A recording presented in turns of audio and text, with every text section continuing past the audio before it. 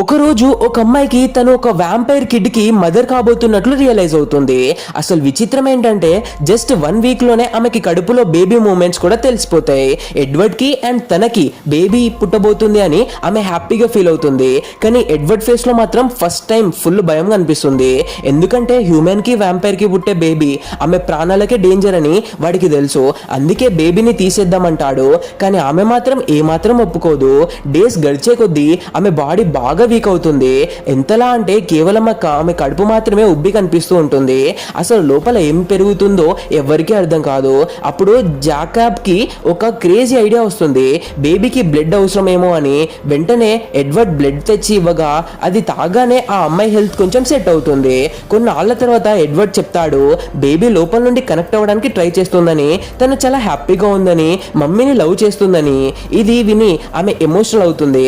ఎందుకంటే Edward first time బేబీని accept చేశాడు కదా.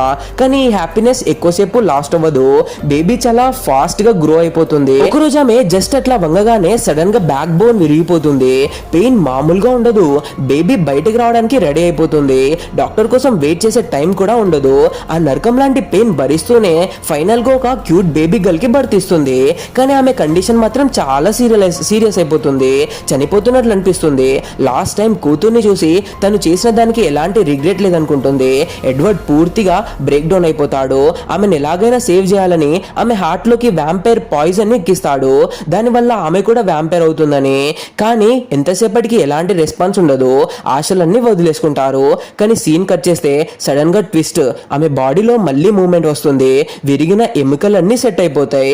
ఫేస్ లో గ్లో వచ్చేస్తుంది. అయితే ఆమెని కేవలం ఆ వ్యాంపైర్ పవరే కాదు, ఆ బేబీ మీద ఉన్న ప్యూర్ లవ్ కూడా బతికించిందని అర్థమవుతుంది.